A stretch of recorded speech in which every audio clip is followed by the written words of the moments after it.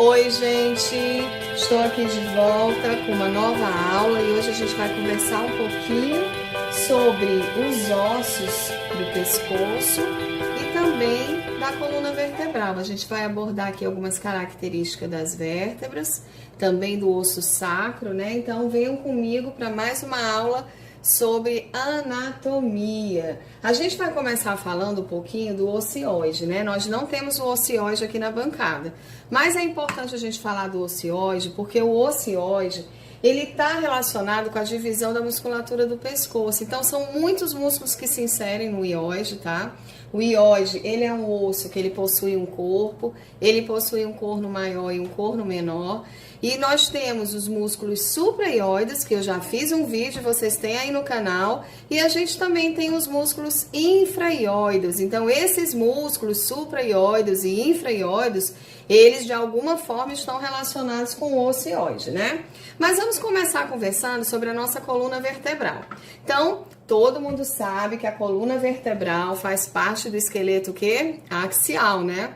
Então, esse esqueleto axial, ele tem várias funções. A coluna vertebral, ela tem função de proteger a medula espinhal, de suportar e transferir o nosso peso, de fixar músculos, fixar ligamentos e também está relacionada com o movimento de nossa cabeça e do nosso tronco. Então, essa coluna ela é formada pelas vértebras. E quais são essas vértebras, gente? Então, a gente agora vai falar sobre as vértebras cervicais. Por quê? Eu vou fazer vários vídeos com essas características das vértebras da coluna para ficar melhor para vocês.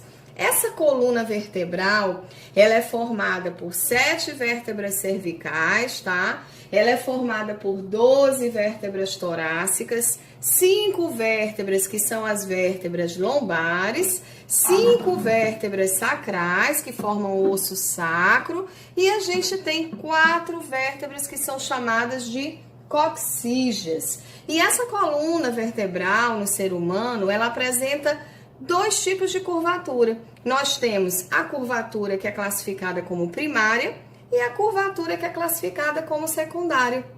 Qual a diferença entre essas curvaturas, né? A primária, gente, ela é definida antes da pessoa nascer.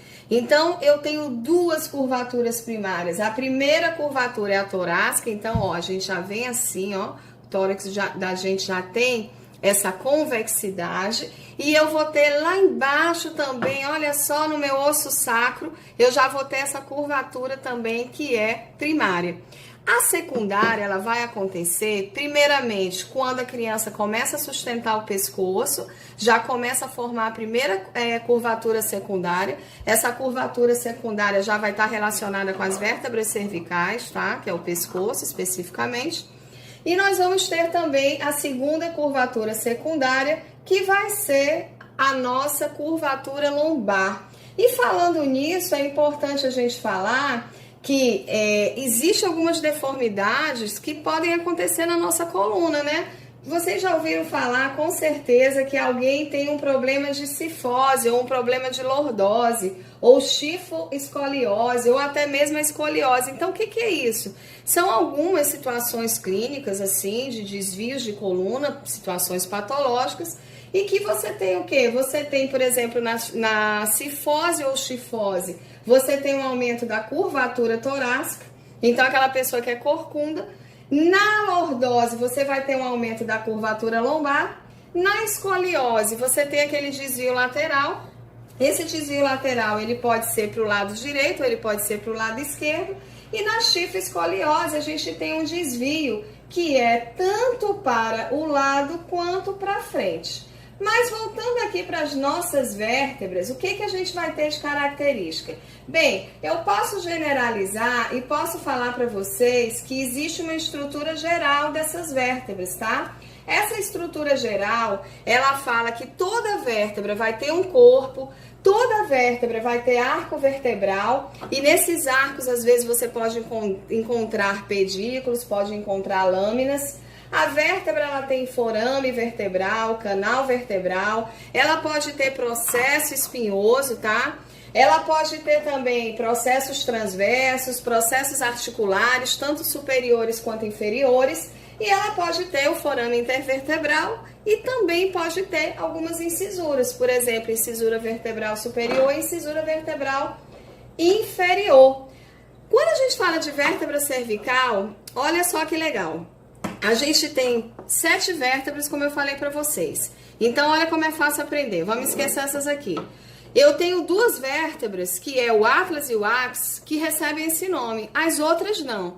Então, da terceira até a 6ª vértebra cervical, eu vou ter praticamente as mesmas características. Eu só vou ter características diferentes na primeira, que é o atlas, na segunda, que é o axis, e lá na 7ª vértebra, que é a 7ª vértebra, não tem nome, então são só essas 2 que tem nome mesmo. Então a gente vai começar conversando agora sobre as características dessa vértebra aqui, tá? O nome dessa vértebra é atlas. E aí eu lanço um desafio para vocês, eu quero que vocês deixem aí nos comentários por que essa vértebra se chama atlas. Por que será que essa vértebra se chama atlas, né? Mas olha, ela é uma vértebra bonita, a gente pode ter uma visão dela, uma visão que a gente chama de visão superior, que é a vista superior. Nessa vista superior, o que eu posso definir aqui, gente? Eu posso ver que nessa região eu tenho o tubérculo anterior, essa parte aqui é chamada de arco anterior, nessa parte eu tenho uma fóvea, não sei se está dando para vocês verem direitinho, mas o nome disso aqui é a fóvea do dente, a gente vai já falar para que ela serve. Eu tenho as massas laterais e aqui nessa região aqui superior, a gente chama de face articular superior da massa lateral. Exatamente para quem? Para que o côndilo do occipital ele fique aqui. Então aqui a gente ainda vai ter o quê? O nosso crânio, o osso occipital. Além disso, gente, eu tenho, olha, nessa região tubérculo anterior, nessa aqui eu já vou ter o tubérculo posterior. E aqui eu tenho um sulco que é chamado sulco para a artéria vertebral, ou sulco da artéria vertebral. Então, mais ainda, forame transverso, olha só, forame transverso, tá? E aqui eu tenho o forame que é chamado vertebral. Nessa parte aqui, dá para vocês notarem que a gente tem um tubérculo. O nome desse tubérculo é tubérculo por ligamento transverso do atlas. Então, todo mundo agora já está sabendo que quem vai se acoplar aqui vai ser quem? A nossa próxima vértebra, que recebe o nome de atlas. E para fechar, essa região aqui, toda é chamada de arco posterior, tá bom? Então, essa é uma vista superior. Agora, vamos para a vista inferior. Então, eu rodei aqui, olha o que eu posso observar. Continuo vendo os meus processos transversos, né? Continuo vendo o meu forame aqui, transversário. Continuo vendo o tubérculo agora posterior e esse aqui é o anterior. Nessa parte agora é arco anterior, aqui já vai ser arco posterior, com o forame aqui vertebral, tá? E aqui, ó, eu tenho a fóvea do dente, que eu já falei anteriormente. E vou mostrar para vocês, depois que a gente conversar sobre o atlas, sobre o axis, desculpe, vou mostrar para vocês como é que eles vão se acoplar. Essa aqui é a nossa segunda vértebra cervical. Ela tem também uma vista, que é chamada, olha só, de vista anterior. Aqui alguns livros chamam de processo odontoide do axis, o nome dela é axis, mas a gente vai falar que aqui é o dente do axis, tá? Nessa região a gente chama face articular anterior para o arco anterior do atlas. Então, já sabe que aqui vai ficar encostadinho no atlas. Eu tenho pedículo nessa área aqui, pedículo do arco vertebral. Tudo isso aqui é o corpo vertebral do axis. Aqui são os processos transversos, olha. E eu tenho uma face aqui, ó, tá? Essa face é chamada face articular. Para quê? Para que a terceira vértebra cervical, ela já venha e vá se articular nessa região. Além disso, gente, o que eu ainda posso visualizar? Essa, como eu falei, é uma vista anterior. Agora vamos para a vista posterior. Ó, continuo vendo aqui nessa visão, né, posterior, na verdade, posterior superior, o dente aqui, ó.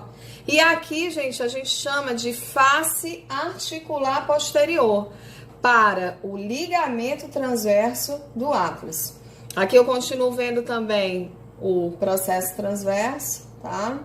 E nessa região eu tenho a parte toda interarticular e aqui, ó, o processo espinhoso, tá bom? Então, dessa forma... Ah, e aqui embaixo, o que que é? Aqui embaixo a gente já falou na outra visão, que é exatamente a face articular inferior para a terceira vértebra cervical. E assim a gente finaliza essas duas vértebras, né? Aí, como eu falei para vocês, da terceira à sexta vértebra, a gente tem praticamente as mesmas características, né?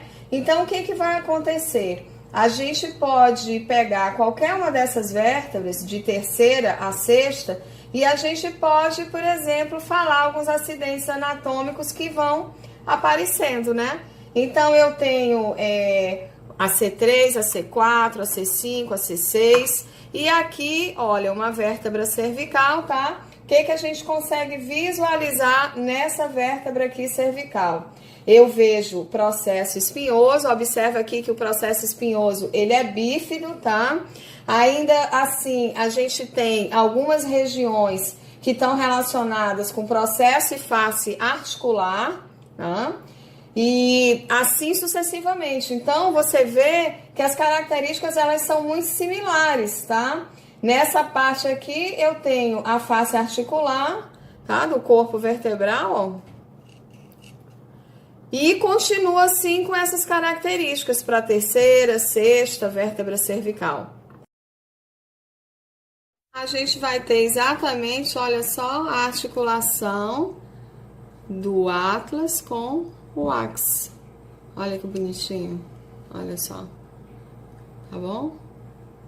É isso, gente. Deixa eu colocar aqui para ficar melhor.